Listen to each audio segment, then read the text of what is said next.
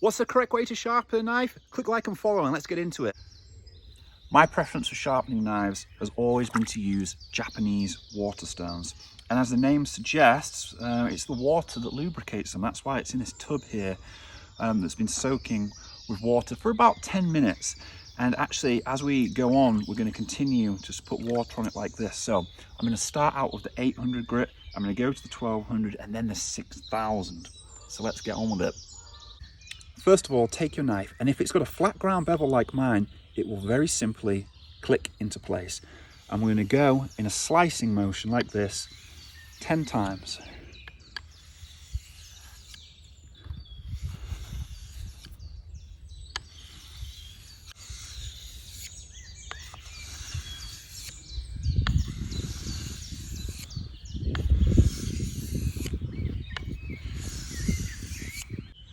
After we've done 10 on one side, we can lubricate the stone a little bit.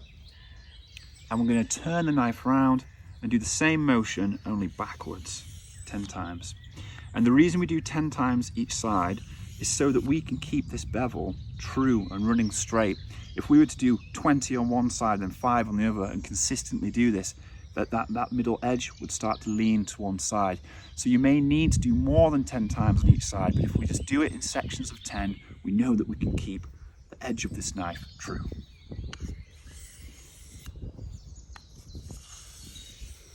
After we're finished with the stone, we're simply going to leave it out to dry because we won't be using it anymore, and we're going to repeat the same process with the 1200.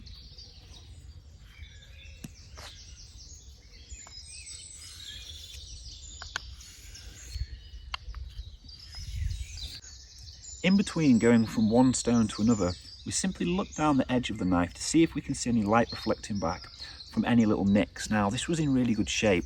It really just needed to be honed and sharpened again. And I would suggest that the better we learn how to use our cutting tools, the less likely we are to get these horrible nicks. If I'd had a really big nick, I would have had to have actually gone to my oil stone that's very coarse. I would have to remove a lot of material from the knife. We really want to prevent that. So good knife use and learning correct techniques will always prevent lots of damage to the knife. We then move on to the 6000, and we use this little block here. It's called the Ligura stone. We rub it across the top and it creates a slurry. It's the slurry that's actually going to polish the edge here. This is really going to hone the edge and turn it into that razor sharp knife that we need. So we're simply going to repeat the process. I'm happy that this is honed enough on both sides that we can move on to the next stage, stropping. Next stage, stropping, is essential. Many people leave it out. What I have here is a block of wood with a piece of leather glued to it, swayed side up, and I've rubbed chrome polish into it, which is a bit of an abrasive. And I'm simply going to go 50 times and polish this edge up.